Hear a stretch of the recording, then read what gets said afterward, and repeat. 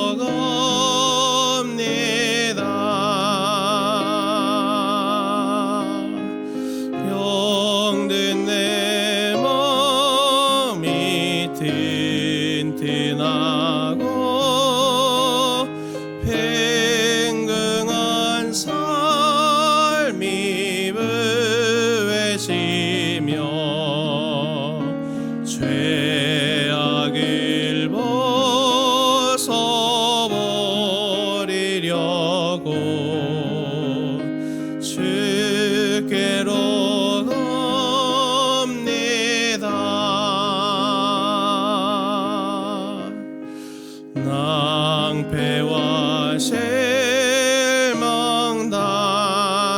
뒤에 예수께로 나갑니다. 십자가 은혜 받으려고 주께로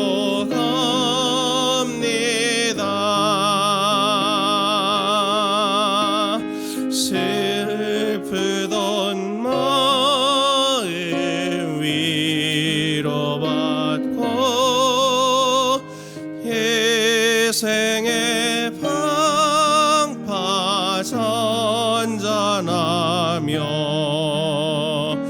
영광의 찬송 부르려고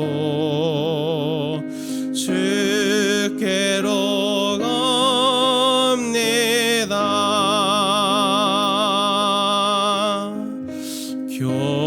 교만한 마음을 내버리고 예수께로 나갑니다. 복 되신 말씀 따르려고 주께로 갑니다.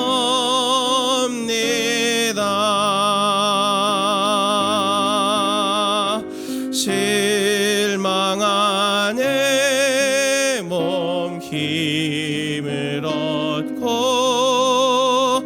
예수의 가신 사랑받아 하늘의 기쁜 맛보려고 주께로 갑니다.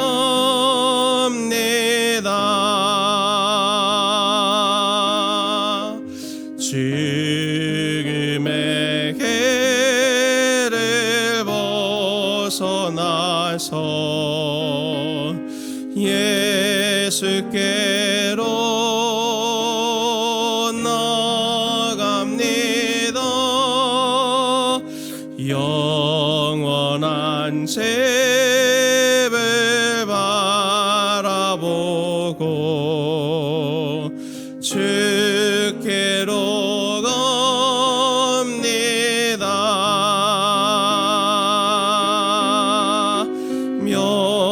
멸망의 폭을 헤어나와 평화의 나라 다다라서 영광의 주를 배우려고 주께로 갑니다.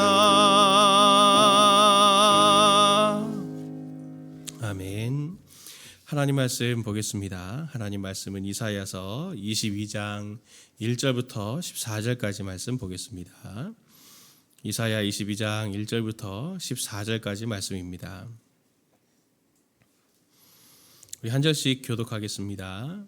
환상의 골짜기에 관한 경고라. 내가 지붕에 올라감은 어찌함인고.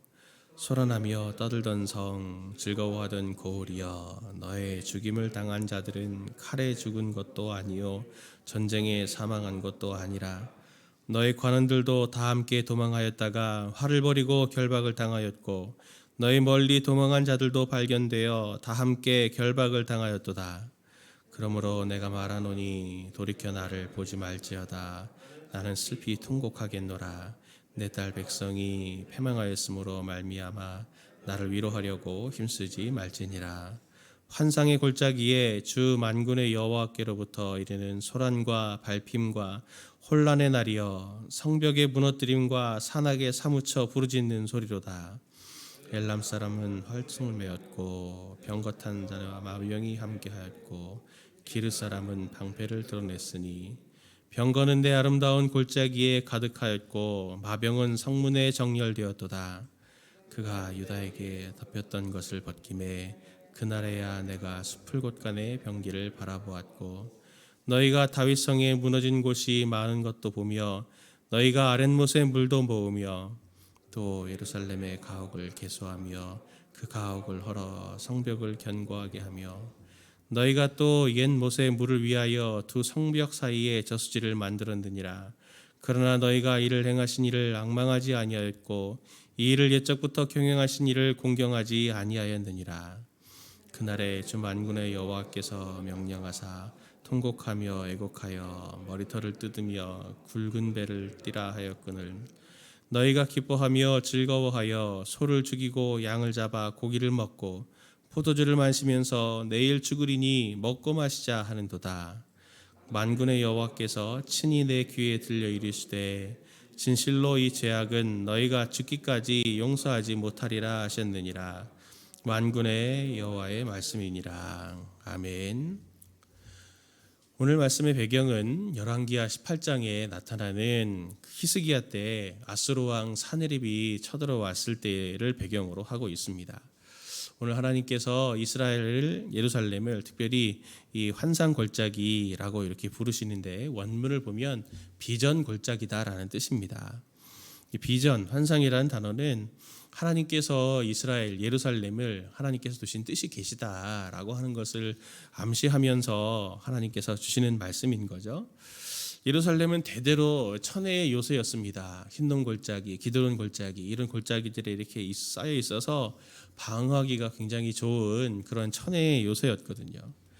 오늘 말씀에서 22장 전반부에서는 그 예루살렘을 향한 심판의 메시지를 하나님께서 주시고 계시고 후반부에는 왕의 국고를 맡은 사람, 어떻게 보면 정말 중요 대신 중에 하나인 서기관 역할을 했던 셈나에 향한 이 심판의 메시지를 말씀하고 있습니다.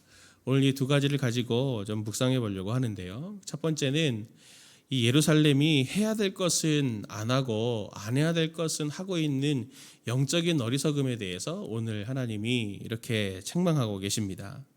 주전 701년에 히스기야 때에 산헤립이 이 예루살렘을 포위하고 공격했습니다. 그럴 때 예루살렘이 이 어떠한 자세를 취했냐면 성벽을 굳게 쌓고 그들과 싸우려고 하는 태도가 아니라 성벽 안에서 잘 지키고 있으면 이제 그들이 물러가게 될 거다라는 그러한 생각을 하고 성벽을 탄탄하게 하고 이제 수성을 하는 그러한 전략으로 이 성을 지켰습니다. 그때 오늘 12절 13절에 하나님이 이렇게 말씀하십니다.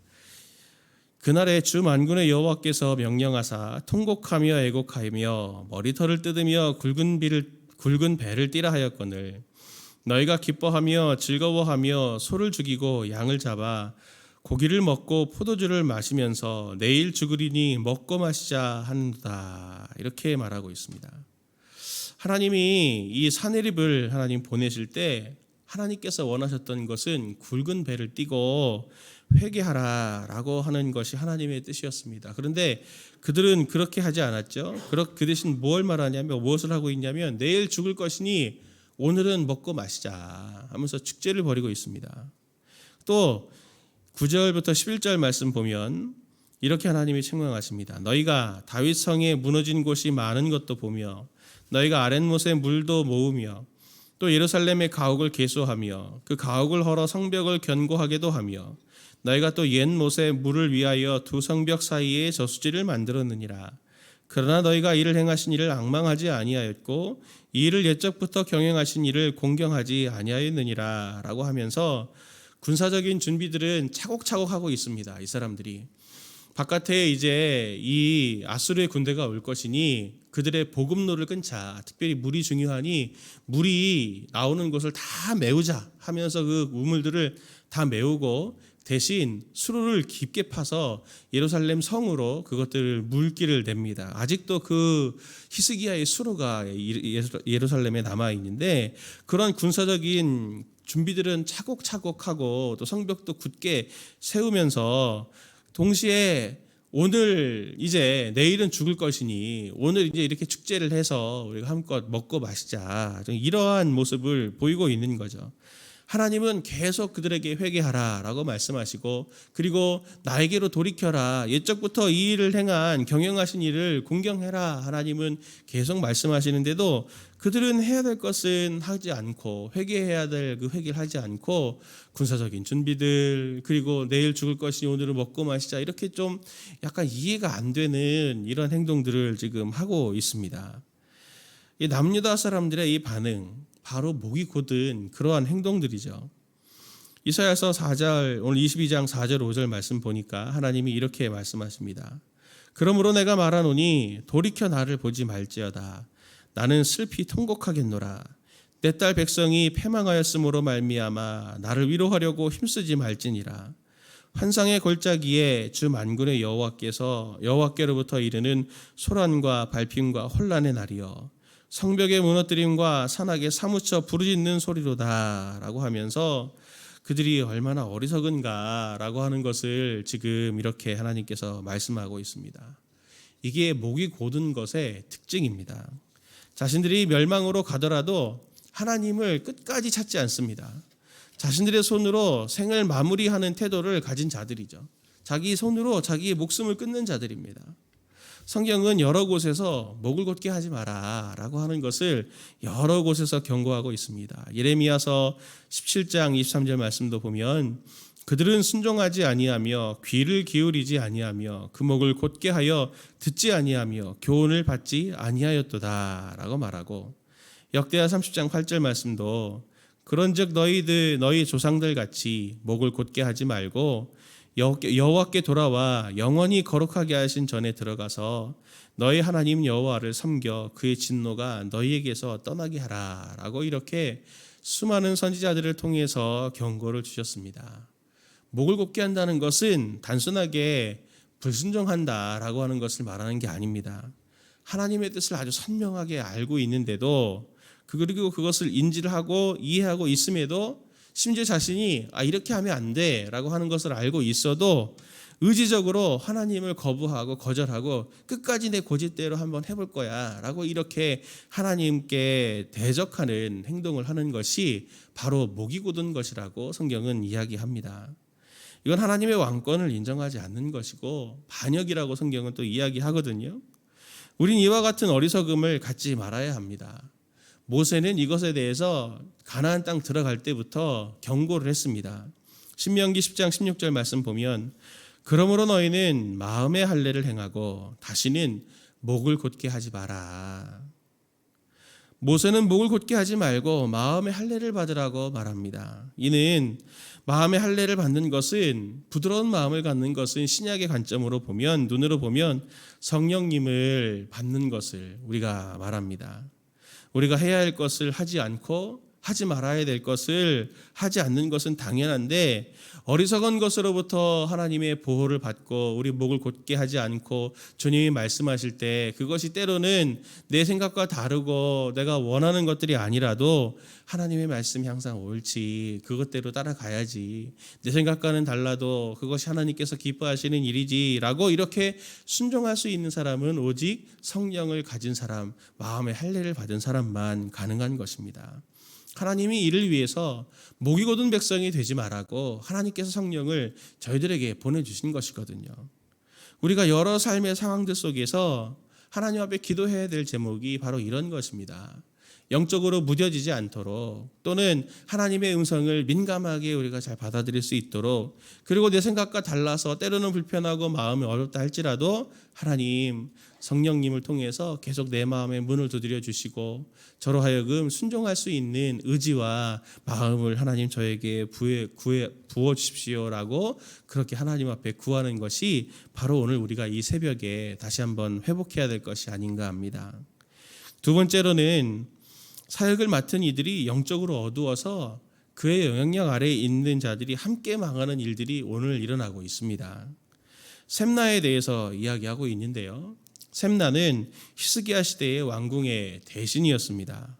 본문에 등장하는 엘리야김과 함께 아수르의 군대 장관 그 랍사게의 외교적인 파트너로 이 셈나가 같이 만났었습니다.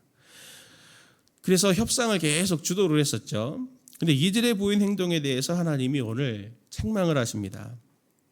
1절부터 3절 말씀 보니까 환상의 골짜기에 관한 경고라. 내가 지붕에 올라감은 어찌함인고 소란하여 떠들던 성 즐거워하던 고을이여 너의 죽임당한 자들은 칼에 죽은 것도 아니고 전쟁에 사망한 것도 아니라 너희 관원들도 다 함께 도망하였다가 활을 버리고 결박을 당하였고 너희 멀리 도망하던 자들도 발견되어 다 함께 결박을 당하였도다. 실제로 이 말씀처럼 아수르와 이렇게 대치의 상태, 협상의 상태를 가지고 있다가 끝까지 버티고 수성을 하자라고 하다가 더 이상 버틸 수 없게 되자 한번 싸우지도 않고 도망치다가 사로잡히게 되는 일이 발생을 합니다.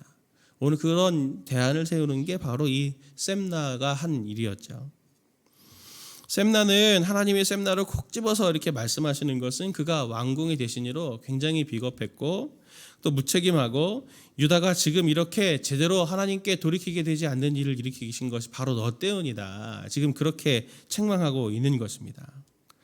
리더는 하나님이 세워주신 자리가 있습니다. 그리고 그 자리에서 무언가 결정을 하고 방향을 잡고 그런 중심을 잡는 역할, 비전을 지시하는 역할을 하는 것이 바로 리더인 것이죠. 그들의 결정은 개인의 결정이 아니고 공동체적인 결정입니다. 그리고 그들을 믿고 따르는 자들 전체에게 영향력을 미치게 되는 것이죠. 그들은 누구보다도 더욱더 하나님을 의지해야 하고 그리고 누구보다도 더 영적으로 깨어 있어야 하며 누구보다도 하나님께 민감하는 영적인 건강성을 가지고 있어야 하는 사람들이 바로 영적인 리더들입니다. 책임감이 그것이 바로 그들의 책임감의 모습인 거죠. 셈나는 그것이 부족했습니다. 영적으로 둔감을 했고 자꾸 머리로 정치적으로 계산만 하고 셈에 빨라서 그것으로 자기의 생명을 건지려고 하는 그런 어리석음이 그에게 있었던 것이죠. 그래서 결국에는 그뿐만 아니라 온 유다 사람들이 그렇게 사로잡히게 되는 것이 아닙니까? 리더에게는 영향력이 있습니다. 그런 관점에서 보면 우리는 모두 다 영향력이 있는 사람이고 어느 곳에서는 반드시 리더의 역할로 하나님께서 우리가 세워주신 삶의 자리가 있습니다. 리더가 아닌 사람은 없는 것이죠. 그 영향력을 발휘하는 곳은 하나님께서 리더로 세워주신 영역인 겁니다. 하나님께서 내게 세워주신 그곳에서 다른 사람들을 잘 이끌 수 있는 준비가 우리가 되어져 있어야 하는 것이죠. 기능도 필요하지만 우리에게 정말 필요한 것은 셈나를 통해서 오늘 22장을 통해서 하나님이 우리에게 필요하다라고 하는 것은 무엇이냐면 바로 영적인 각성, 깨어있음을 바로 하나님께서 우리에게 요청하시는 겁니다. 하나님의 일꾼으로 동역자로 하나님께서 저희들 부르셨는데 우리가 영적으로 민감해서 하나님이 하시는 말씀을 잘 분별하지 못한다면 그렇다면 우리는 정말 무책임한 자들이 되는 것이죠. 그리고 우리에게 하나님께서 맡기신 모든 영역에 그것이 나의 아이들이든 나의 남편이든 아내든지 나의 직장이든지 나의 사업이든지 이런 모든 부분에 같이 일하는 사람들에게 혼미함을 가지고 오게 하는 그리고 그들이 하지 않아도 될 경험하지 않아도 될 고난과 눈물들을 경험하게 되는 일들로 나타나게 되는 것입니다. 이 새벽에 우리가 하나님 앞에 나오는 것도 바로 이 영적인 깨달음을 얻기 위해서가 아닙니까? 하나님께서 오늘 새 한날을 주셨습니다. 주님께서 말씀해 주시는 것을 세미한 음성이라도 우리가 잘 들으려고 하고 반응하려고 하는 그것이 바로 오늘 이 새벽에 우리가 하나님 앞에서 해야 할 책임감 있는 행동이 아니겠습니까? 오늘 하나님께서 성도님들에게 맡겨주신 새날 그리고 맡겨주신 자녀들, 가정들 그리고 직장과 생업이 있습니다. 그것 가운데서 정말 하나님 어떻게 하기를 원하십니까? 균형감 있게 하나님께서 하나님의 통치하심이 나를 통해서 나타날 수 있도록 하나님 저에게 은혜를 부어 주십시오. 이렇게 하나님 앞에 구하며 나아가는 이 새벽 되시길 예수님의 이름으로 축원을 드립니다. 함께 기도하겠습니다. 오늘 하루 살면서 하나님 내가 감정적으로 내 취향에 따라 살아가지 않게 하시고 하나님이 기뻐하시는 방향으로 무엇이 중요한지를 잘 분별해서 내가 올바른 판단과 결정을 할 수 있도록 부드러운 마음의 할례를 받은 성령으로 늘 깨우쳐 주시고 지혜를 주옵소서 이렇게 기도하시고요. 하나님 모든 상황 속에서 영적인 예민함을 주옵소서 이렇게 기도했으면 좋겠습니다. 주님께서 내게 주신 자리에서 중심을 잘 지키게 하시고 선한 영향력을 끼쳐나갈 수 있는 흘려보낼 수 있는 하나님의 동역자로 리더로 잘 서게 하여 주옵소서 같이 이렇게 기도하시고 개인의 기도의 제목 가지고 기도하시다가 돌아가시겠습니다. 기도합니다. 하나님 아버지 저희들에게 하나님 은혜를 주옵소서. 하나님 저희들이 주님께서 주신 공적인 영역이 분명히 있습니다. 하나님께서 은혜를 주셔서 하나님 우리 모든 성도들이 하나님의 사랑 가운데서 든든하게 서게 해주시기를